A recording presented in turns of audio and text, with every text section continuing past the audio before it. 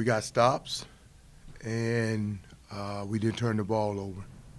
Uh, as I told the guys, now at this stage in the season, now we've seen so much with team sets. We're confident we're going to be able to defend teams. We're confident we can take them out of stuff. We're confident we can make adjustments. We're confident we can score the basketball. What we got to do, and our points of emphasis every day at practice and every game going forward, is rebounding the basketball and turnovers. That's all we're talking about with our guys. We just told them that. We've been talking about that the last week or so, and that's it really. Because if we rebound the basketball and we go back and we pull clips of previous games for our guys, if we rebound the basketball, we're getting teams to miss. So at halftime, I think they had 34 points. 20 of them came off of second chance opportunities and points off turnovers. So you gave up 14 points in your half court. So that's been our Achilles heel all year. We got to get better. We got to hit more when the moment of truth, when the shot goes up, it's a collision at that time, and we got to be better at initiating the collision and going to get those rebounds. We did that in the last 4 minutes, which gives us multiple chances on the offensive end. So when you get stops, it takes the pressure off you offensively, puts pressure on them, and we have enough guys capable of making shots. And so, it worked well for us tonight. How important is it for coaching staff and the guys in the locker room to get that first conference win out of the way, and now you can stop focusing on that and just move on to the next one? Well, for the guys, it's to get back to 500 and first conference win, so that they can continue to bleed the work. We're trying to teach that it's about the work, the process, going through the process, working every day. The results are going to be there. So you begin to identify what your issues are. And so that's why it's like now with 16 games in, it's absolutely, we can come in here night in and say, if we take care of rebounding and turnovers, we're gonna be okay. If we come out and we don't win it because we didn't shoot it well, okay, that's how the ball goes sometimes. But we've shown the ability to be in pretty much 14 of the 16 games all the way down to the end. So we've shown the ability to execute and take teams out of stuff. And so with that being said, that's what our season, the rest of our season, that's what it comes down to. It comes down to that. But it's rewarding for them, especially not letting that hang over their head as we prepare. It's good. We have Justin back. He's back on the court shooting, and so we'll increase his workouts 45 minutes to an hour this week. He's done a good job of cardio throughout his last four and a half weeks. So his weight is good, and his body looks good. So he should be able to come back and just start working on getting some rhythm and get through some soreness. But I think the guys appreciate Justin a little bit more after that time he was out. Because you guys are struggling so much, is it sort of a relief to see you guys winning the conference game and not going to that big break without a conference win? Yeah, you definitely want to win the conference game and going into the break. But like I've said before, we try not to focus on the number, but I know the guys see it. I know they feel it. But as I told them, the reality is our last win before this one was Jacksonville. You take away the middle game, we played better in every conference game than we did at Jacksonville. Jacksonville wasn't as good as those teams, and we missed some shots. That's not a knock on Jacksonville. It's just UAB at UAB is a really good team. FIU is a veteran team that caused us a couple of problems in the middle. You look at Western, veteran team that we needed to make sure we take care of a lot of little things. So we played good to get a win. It kind of always helps. But the biggest thing is we've been able to identify what we need to really, really concentrate on to give ourselves a chance to be successful the rest of the year. For you, Coach, obviously kind of going through that period between wins as coach and the coaching staff, it must be pretty good knowing that your kids, progress even though after a loss that you didn't regress. Yeah, they did. I thought that, guys, I'm telling you, I've been pleased with our guys. I've probably been disappointed with them maybe 2 or 3 times a practice the whole season.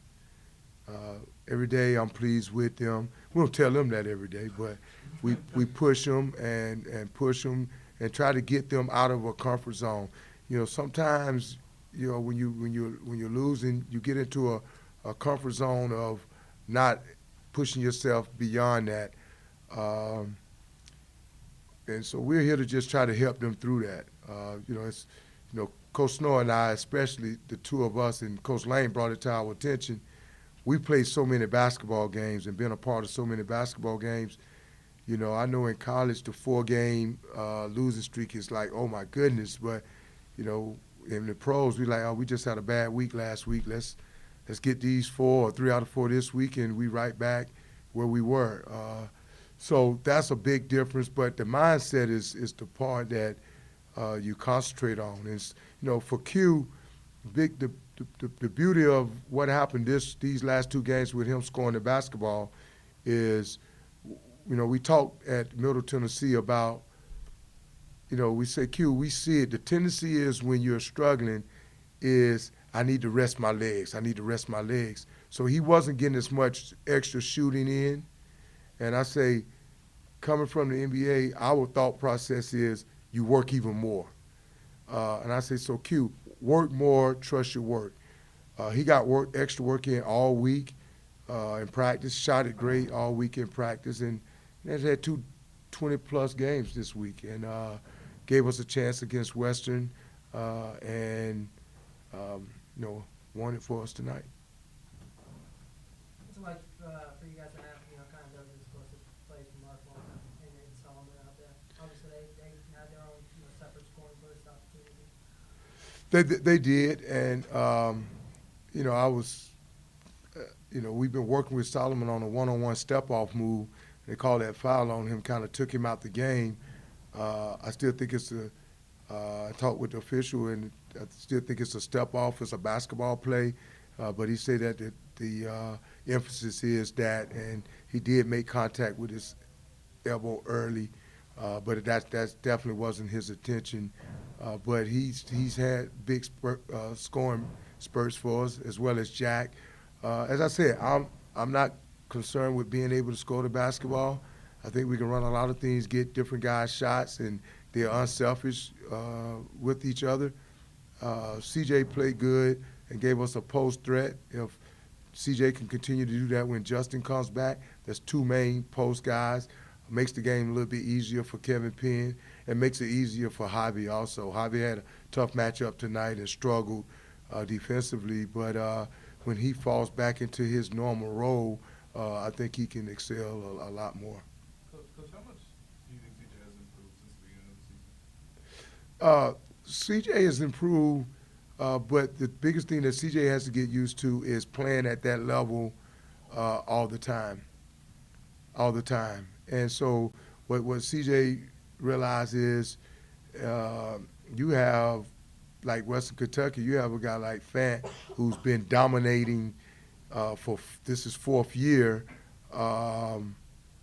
and he's been playing against men every night since he came into college, and now CJ's been playing against high school kids, and so he comes in and he's playing against 22, 23-year-olds that are just as strong, a little more crafty, and so his activity level has to be high in order for him to have the success and not pick up the cheap fouls. And so I think he's growing. He was thrust into more minutes than he probably was ready for, as well as Javi.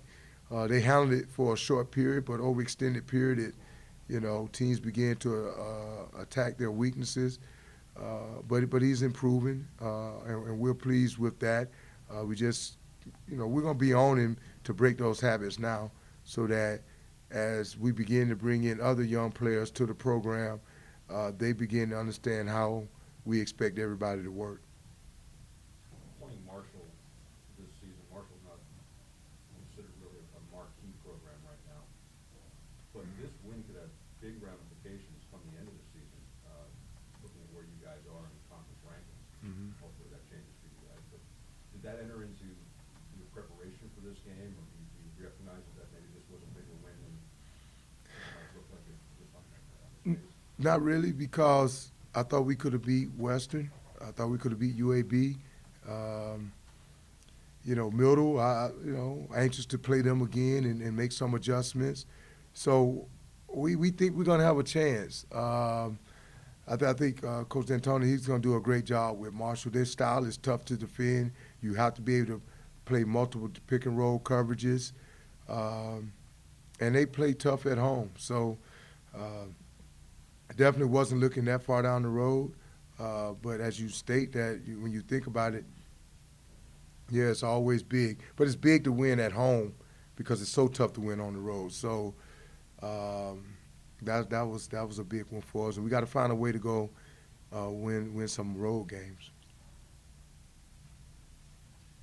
Coach, around the 5-minute mark at the end of the first half, your team went on a 7-point run, coming back from they were down 30-20.